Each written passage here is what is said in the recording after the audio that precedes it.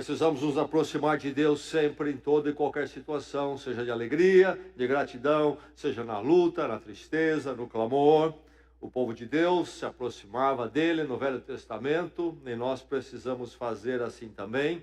O livro que expressa essa aproximação do povo de Deus no Velho Testamento é o livro de Salmos. Livro de Salmos. Hoje nós vamos focar no Salmo 123. A palavra de Deus que vai ao encontro da sua vida. Salmo 123. Mas antes de nós lermos o Salmo 123, ouça o Salmo 117.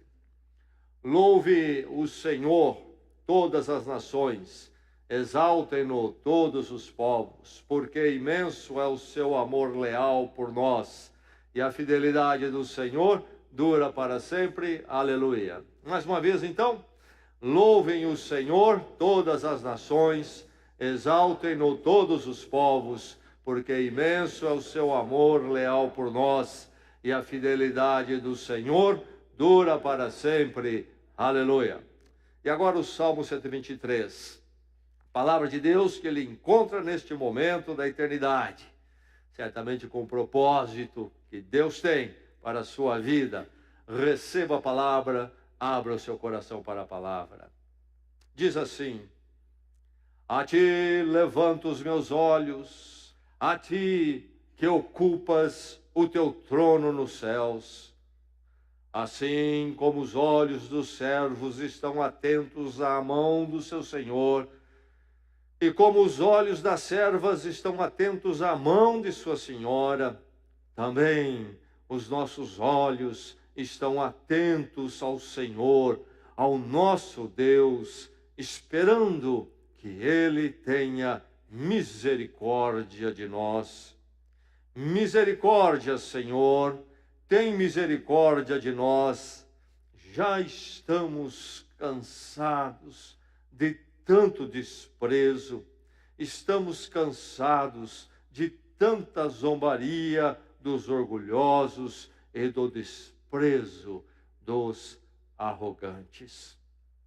Verso 1: a ti levanto os meus olhos, a ti que ocupas o teu trono nos céus. Verso 3: misericórdia, Senhor, tem misericórdia de nós. Na minha juventude, tive um amigo que se converteu. De uma vida totalmente longe dos caminhos do Senhor, ele foi alcançado pela graça do Senhor lá por volta dos seus 19 anos. Foi transformado, encontrou alegria e paz, foi liberto de tantas coisas destrutivas, encontrou o significado eterno de servir ao Senhor, enfim, algo maravilhoso na sua vida, mas que seu pai não entendeu e não aceitou. Seu pai, inclusive, que abusava do álcool. E o meu amigo, que chegava em casa muitas vezes, altas horas da madrugada das baladas, e seu pai nunca se incomodou com ele. Agora, chegando em casa por volta das 11, 11h30, após um culto, e um tempo de comunhão após o culto, começou a receber todo tipo de recriminação do seu pai. Veja só, a estultícia do mundo. E chegou um ponto que o seu pai o expulsou de casa, aos 19 anos de idade, por causa da fé e da conversão. Alguns têm experimentado o desprezo por causa da fé de uma forma aguda, dolorida e terrível. Não sei se alguém aqui experimentou algo assim. Já conheci muitos que experimentaram experiências difíceis e doloridas como esta, por causa da sua conversão, a sua entrega de vida a Jesus Cristo. Mas seja como for, assim, de uma forma dolorida, aguda, ou de uma forma mais velada, ou menos intensa, a verdade é que se nós andamos com Cristo neste mundo, em algum lugar, em alguns momentos, haveremos de experimentar um antagonismo à nossa fé e ao nosso testemunho. Isto é parte integrante do Filho de Deus, da vida com Deus deste mundo. O povo de Israel aqui, antes de Cristo, séculos antes, experimentou algo parecido. A palavra desprezo aparece 2 vezes aqui. Você deve ter notado isto nos Salmos. 2 vezes ele fala do desprezo que recebe. Havia essa atitude de desprezo, de rejeição que eles estavam sofrendo. Este salmo é considerado um salmo de lamento. Há um aspecto de lamento individual no primeiro verso, mas depois entra o lamento coletivo, comunitário, no plural. Porque este salmo é um dos salmos que é identificado também como o salmo da peregrinação. Aqueles salmos que o povo de Israel cantava enquanto caminhava para Jerusalém, saindo das suas cidades e vilas, para os grandes festivais da fé em Jerusalém, que aconteciam durante o ano, Tabernáculo, Pentecoste, Páscoa. Grande momento de ajuntamento do povo de Deus em Jerusalém, onde o templo estava a representação da presença gloriosa de Deus com o seu povo. Para lá iam cantando pelo caminho os salmos da peregrinação. E aqui está este salmo. Possivelmente, este salmo era cantado quando já estavam chegando a Jerusalém ou já dentro ali. E possivelmente, então, inclusive no ato de culto. E então, possivelmente, também o primeiro verso, um líder ou um sacerdote cantaria, diria, e então, a partir do segundo verso, todo o povo se apropriando, por isso no plural, a partir do segundo verso. Ou, melhor ainda, a partir do terceiro verso. Ou talvez no caminho, alguém puxava o salmo, com o primeiro e talvez o segundo verso. E então, todos adentravam também no cântico, que é, na verdade, um lamento. Mas um lamento que precisamos entender. Precisamos entender como este povo caminhava no meio do desprezo e como é que eles exerciam este lamento. Aqui nós temos, então, este clamor no desprezo. E a palavra de Deus vem ao seu coração e à sua vida falar com você nesta noite, ensinar, instruir a sua vida neste mundo onde há tantas adversidades, incluindo esta da rejeição, do desprezo. Clame, este salmo lhe diz isto, clame quando for desprezado. Clame quando for desprezado. Espere rejeição por causa da sua fé. Pensamos muitas vezes que depois que nós conhecemos a Cristo, somos impactados por Ele, que a nossa vida haverá de ser aplaudida por todo mundo neste mundo. É um equívoco isso. Talvez alguns vão reconhecer isto positivamente. Mas o mais comum não é isto. E, inclusive, além de não aplaudir, muitos caminharão para desprezar. O povo sentia esta situação aqui quando este salmo foi escrito. O que se deu? O que se passava? Não sabemos. A oração não diz especificamente como que esse desprezo era feito. Diz que eram feitos por homens arrogantes, orgulhosos, mas não diz o que faziam, como faziam. Mas lá estava o desprezo. Há múltiplas formas para isto acontecer. Estamos cansados de tanta zombaria dos orgulhosos, do desprezo dos arrogantes, verso 13 e 4. Desprezo faz parte da vida do crente neste mundo muitas vezes. Isaías 53, o profeta Isaías, escrevendo sobre o Messias Jesus Cristo, cerca de 7 séculos antes de Cristo, profeticamente falando sobre a vida de Jesus Cristo, ele canta no capítulo 53, o sacrifício de Cristo por nós. E uma das coisas que ele diz sobre Jesus Cristo no verso 3 do capítulo 53 foi desprezado e rejeitado pelos homens, falando de Jesus Cristo. usando um verbo no passado profético, uma forma dos profetas falarem do futuro usando o passado. Foi desprezado, falando como algo já realizado. Foi desprezado e rejeitado pelos homens, Jesus Cristo. E aí ele continua, homem de dores, e que conhece o sofrimento. O Senhor Jesus Cristo foi desprezado tantas vezes. Desprezado até a cruz. E não será diferente de nós caminhando por este mundo. Talvez você pode estar exposto um pouco a pregações e ensinos que falam que andar com Cristo é experimentar o céu na terra. Não acredite nisto. Não acredite nisto. A verdadeira vida com Cristo haverá de trazer problemas. É claro que há umas propostas de vida aí, dita evangélica, que não traz muita rejeição e desprezo por ela em si. É mais um pensamento positivo que agrada a todo mundo, agrada o coração humano. Mas quando se trata de realmente se andar com Cristo, a fé que impacta e transforma comportamento e atitudes, esta incomoda, esta traz problema, esta conflita, esta desassossega os homens que estão nos caminhos, que a sua fé manifesta em atitudes e comportamentos, reprova. E ninguém quer ser reprovado. Todo mundo quer a conversa de que todo mundo está de bem com a vida.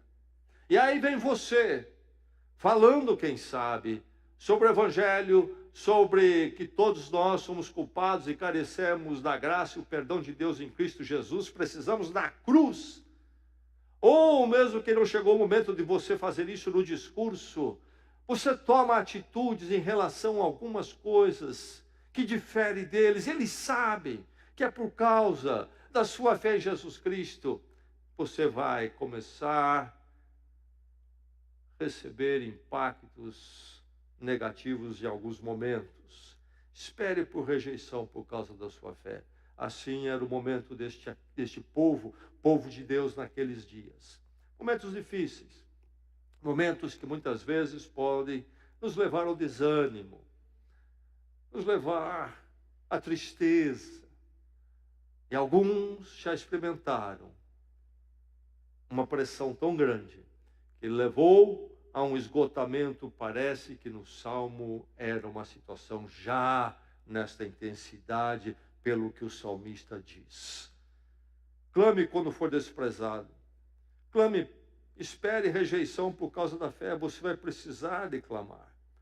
Você não pode viver a vida cristã neste mundo diante da força do mal que domina as pessoas, se você não depender do Senhor. E o clamor é o caminho para você buscar do Senhor aquilo que você precisa diante da rejeição por causa da fé. Rejeição que vem de muitas formas. Quem sabe vem na forma da chamada piada, da gozação. Vem como uma flechinha bem pontuda. Parece brincadeira, mas você sabe que não é. Quem sabe vem através de uma palavra jocosa, mas muito mais pesada. E às vezes as pessoas são usadas pelo diabo para nos trazer problemas, nem elas, na sua estultícia de homem, mulher perdida, não se apercebe que estão sendo usados pelo diabo para atingir a nossa fé, o nosso coração. Por exemplo, as piadinhas. Acham que estão sendo apenas engraçados. Na verdade, estão aviltando algo que é central, o mais sagrado no nosso interior. Momentos difíceis. Às vezes será a palavra desafiadora e crítica à sua fé, a contestação, talvez o questionar, a colocar em dúvida, aviltando talvez a sua crença, trazendo afirmativas de que ela não faz o menor sentido. Enfim, diversos tipos de desprezo e rejeição. No nosso mundo hoje, alguns enfrentam desprezo na perseguição física, coisa que nós não temos no nosso país, pelo menos por enquanto. Pessoas sofrendo na carne, inclusive nas mãos de governos que são anticristãos, sofrendo de uma forma profunda. Espere rejeição por causa da sua fé. Mas então o que fazer? Clame. Clame quando for desprezado. Mas lamente sem murmurar. Não confunda as coisas. Eles dizem aqui, estamos cansados. Estamos cansados. 2 vezes, versos 3 e 4. Note bem o que eles estão dizendo aqui, o que eles estão fazendo. Sim, eles têm um problema, eles têm um sofrimento, eles têm um incômodo. O que eles fazem? Vão falar com o Senhor, vão, mas como?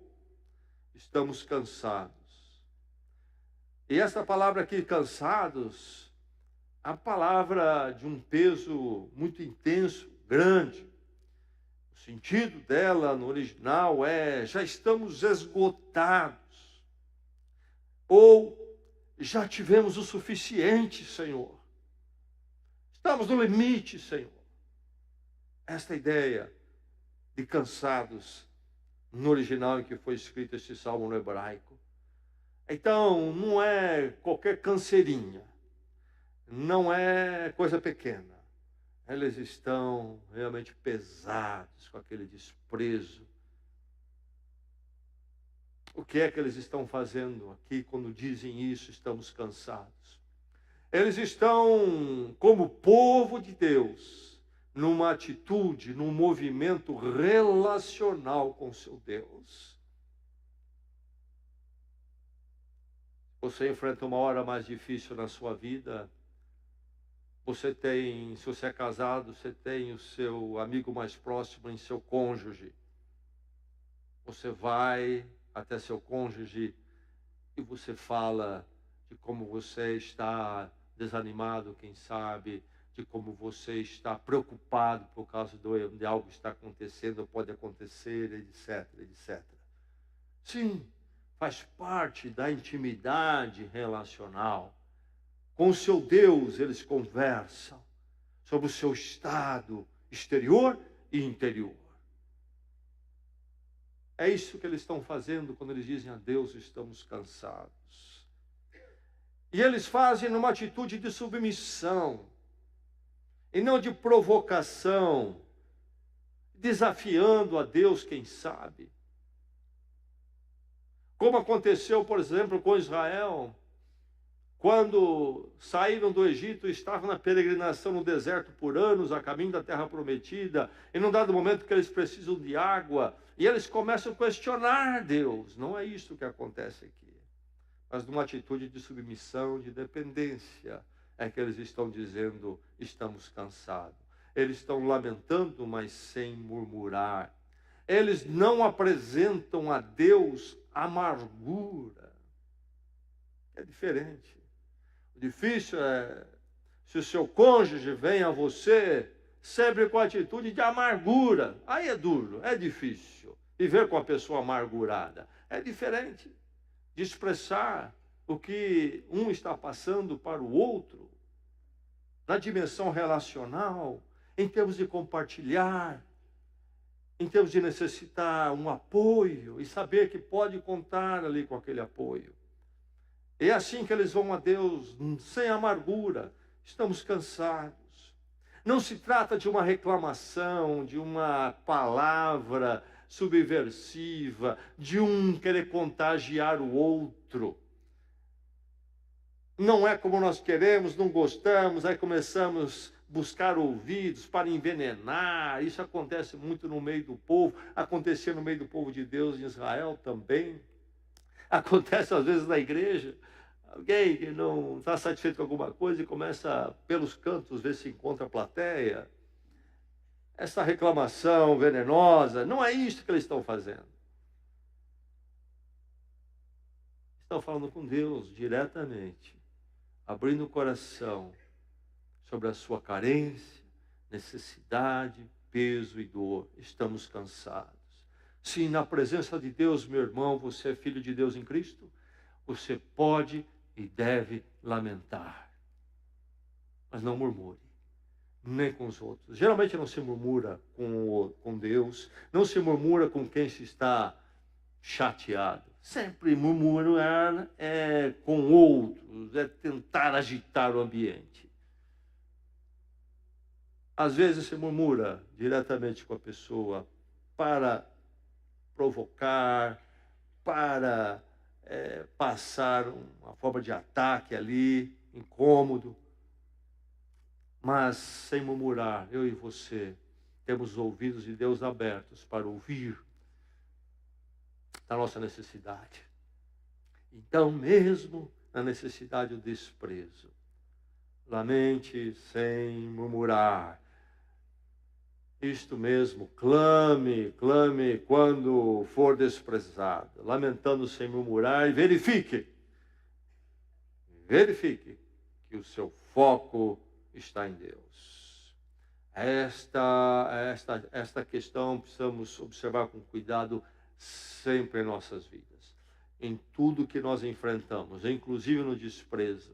Precisamos verificar, será que primeiramente o nosso foco está em Deus? E muitas vezes nós primeiro colocamos nosso foco numa porção de coisas, depois em Deus. Nós temos um problema, uma dificuldade, e nós achamos que aquilo pode resolver, o outro pode resolver, lá eu posso encontrar ajuda, e quem sabe no final das contas, por último, vamos pensar em Deus, ou talvez nem pensemos nele. Não foi assim com eles. O Salmo começa dizendo: a ti levanto os meus olhos, a ti que ocupas o teu trono nos céus. Vai dizer o verso 2, assim como os olhos dos servos estão atentos à mão do seu Senhor. Foco em Deus. Todos os nossos caminhos, alegres e tristes, sempre o nosso foco primeiro em Deus.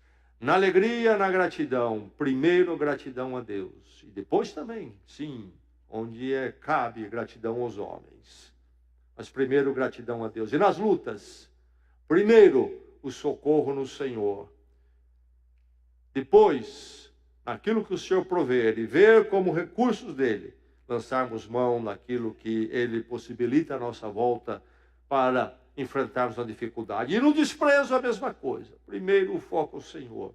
E lembre-se, Jesus Cristo ensinou isto, que a questão, quando os homens têm um problema com a nossa fé, e o testemunho da nossa fé, a forma que vivemos por causa da nossa fé, o problema deles não é primeiramente conosco, é com Deus.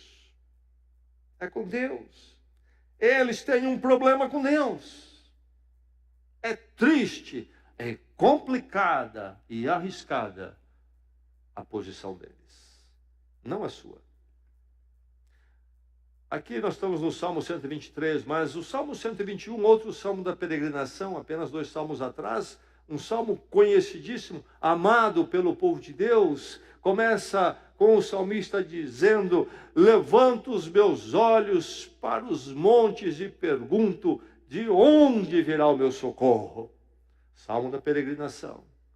Povo peregrinando para Jerusalém. Jerusalém está até hoje, não é? No alto daquelas montanhas rochosas. Eis a questão. Olhando para os horizontes, ainda há muito a peregrinar. Vinham a pé, caminhos longos, poerentos. Durava mais do que 2, 3 dias. Até mais para muitos. E caminhos, às vezes, com salteadores. E a questão é, chegaremos lá. Viajar era arriscado. Eu levanto os meus olhos para os montes e pergunto, de onde virá o meu socorro? O salmo continua, Salmo 121, o meu socorro vem do Senhor, que fez os céus e a terra. Louvado seja Deus por isto. Verifique que o seu foco está em Deus. A ti levanto os meus olhos. Aqui neste salmo, ele nem diz, levanto os meus olhos para os montes. E certamente levantar os olhos para os montes era procurar, então, poeticamente, a resposta. E lá naqueles montes rochosos, sim, em algum lugar, está Jerusalém, Jerusalém está o templo. E o templo é a presença de Deus com o seu povo.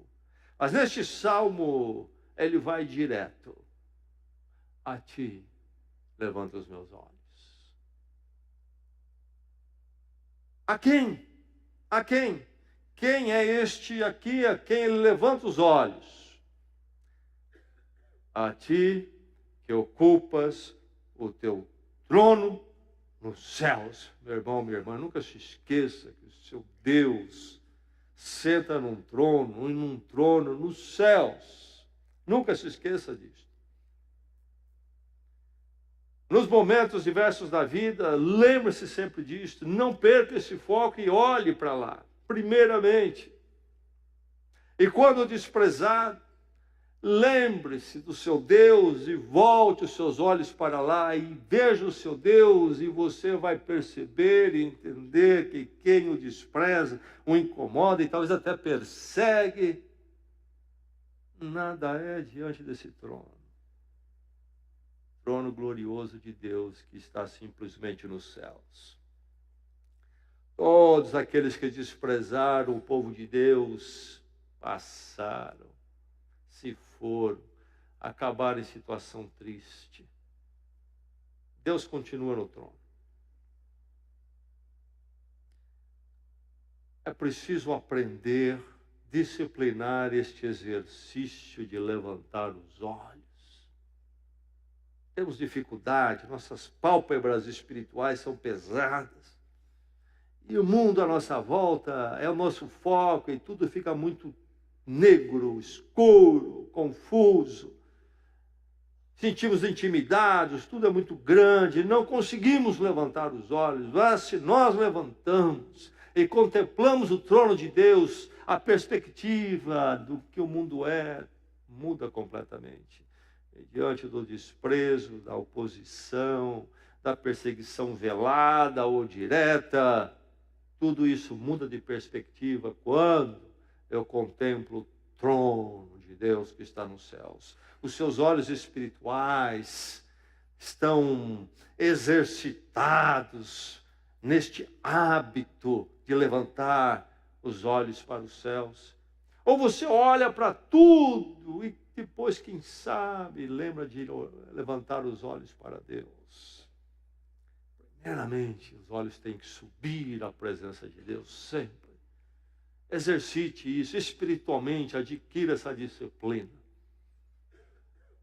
Talvez você tenha olhado demais para as coisas no seu nível humano. É preciso olhar mais para o trono daquele que está nos céus. Enxergamos um trono glorioso, um trono poderoso.